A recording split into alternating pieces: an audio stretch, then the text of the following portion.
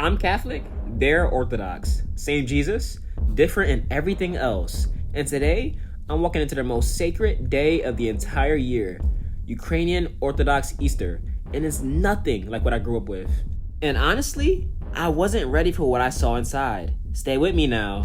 I'm expecting this to be a very, very lit service. Hey, I'm so excited. Guys, I see this church. And it's an Orthodox cathedral. That's tough.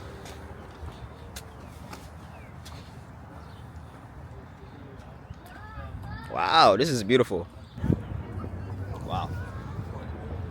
Guys, I've never seen this before. This is amazing. I like this.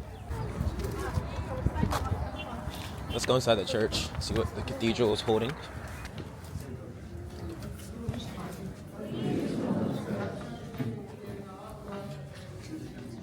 Look at the icons. So many icons. And baskets.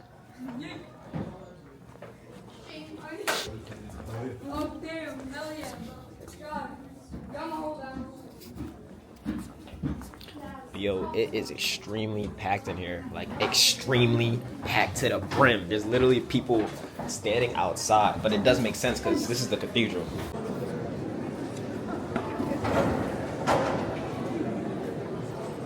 I like it. I like it a lot.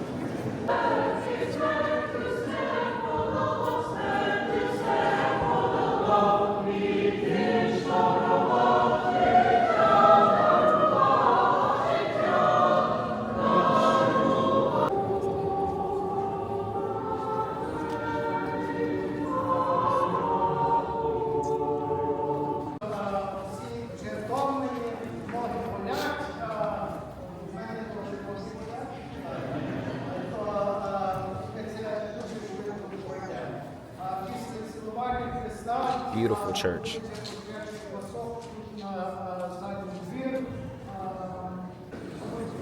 So as you guys can see, they're getting a final blessing before they leave.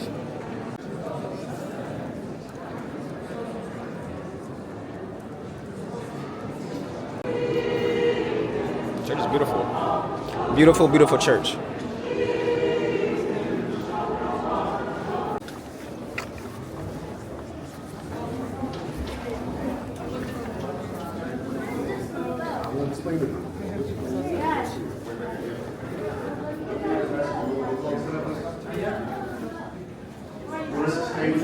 I think this is their current patriarch. That's nice. Mm-hmm. So we have a lot of we have icons all over the place, and they are things to remind us of the holy people that came before us. So it's kind of like, and people say, well, why do you venerate icons? Well, you're Catholic, so you understand. But Yeah, we understand. a lot of people don't understand it. We're not worshiping the icon. We are venerating it out of respect for the people that are depicted in it, and in remembrance. Just like having a picture of my grandma. That's what I always say. Exactly. People. You have a picture of your grandma. Maybe you give it a kiss before you go to sleep. Exactly. That's the same kind of a thing. On our icon screen would always be depicted. You'll see on the right-hand side, that's actually Saint Vladimir, because he's the patron saint of our church. Yeah. The doors that are open have angels. Gabriel and Michael, they always have angels. Of course, on them. yeah. And of course, Mary and Jesus are always in this spot on the icon screen. Yeah. And Saint Nicholas is on the left there. And obviously, we have the 12 apostles there. Yeah. In the center. And that's the Station of the Cross, I'm assuming? This is all different holy days. This is like the birth of Mary, and when Mary was presented, and when the angel came and told Mary she was going to have a baby. So it's the whole church year. Yep. All the way there through the resurrection. It's from a sister church that burned down. The church burned down, and the cross didn't. That's amazing. That is a miracle. Okay? Wow. And it looks literally intact. Yes. Wow. And normally Jesus is on it, but because of the resurrection, they removed Jesus, and he is not there right now. We have candles. On the left side is remembering the dead, and on the right hand side is remembering the living. Yeah.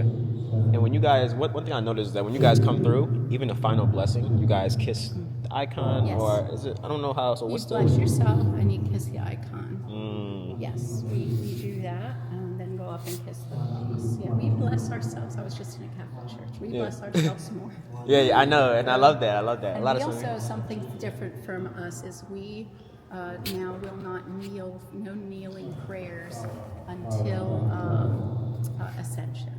So, that's so different. until Christ ascends, we don't have kneeling prayers. We stand for our prayers instead. Yeah. And one more thing. So what's going on outside? One guy. Outside, that's a baskets being blessed, Apostle food. Okay. There's, in Ukrainian tradition, you have bread and eggs and the meat that you're going to have, the ham and kielbasa and butter and, you know, especially the bread and a candle. And you have these certain things. Salt is always in there, in a little container.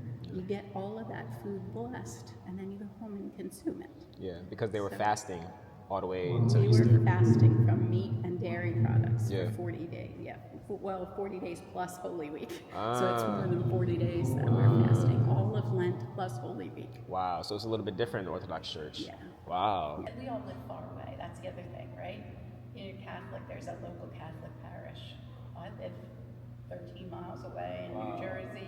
People live 20 miles away, you know.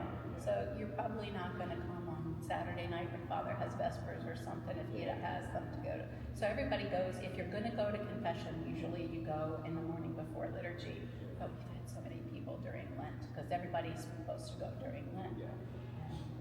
It was packed all the way up to communion. He was still confessing. That's our second priest was. And one last thing. Is it okay if I go behind? No. I knew that. That's how I did. I'm not allowed to go back there because I'm a woman. That's how women are not allowed back there, but only the clergy and the altar service can go back there. So just like in the Catholic Church, where you change the water and wine into the body and blood of Christ. But he also the preparatory table is up over on the left hand side. That's where he prepares the gifts. Thank you. Of course. Liturgy wasn't that bad at all. Should I become Orthodox? I don't know. Y'all let me know in the comments now. Let me know. Let me know.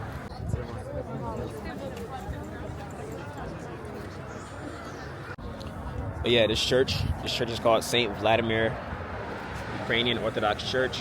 If you're in the Philadelphia area, it's like 5-10 minutes, like in the city, but like probably the northeast area. Definitely come and check it out. It's not that bad. It's very beautiful inside, very blue. And I'm assuming that it symbolizes the flag's color, which is blue and yellow, but it was mostly blue, like I said. So yeah, check it out right here. Wow. I think this is my first Orthodox cathedral that I actually attended, but the Divine Liturgy was definitely different. Obviously, I don't understand the language, of course, but at the end, the priest was talking. He's like, "Oh, yo, check out the bulletin and the newspaper online." So it was definitely interesting. I love it. It's cool. The lady, she really explained like how, like the Orthodox Church has so much differences, and I knew some of them. Like they would do, like for example, the sign of the cross all the way to the belly, and they would do it a lot. They would, obviously venerate the icons, kiss the icons a little bit. And as you saw outside, they were actually doing the Easter basket stuff because they were fasting for 40 days, right? And they, were waiting to get their food blessed, so they can eat meat and dairy. So, it's a very, very good service. If you're very interested, check it out. I would give it 10 out of 10. Would recommend. It's hard not to give churches 10 out of 10, I'm not gonna lie. So, yeah. But hope you guys enjoy it. Make sure to subscribe for some more base Catholic content. And let me know which church I should go to next. A lot of people are saying go to TLM, and I'm listening, I am. But I have a special guest that I want to come through for it, so stay tuned.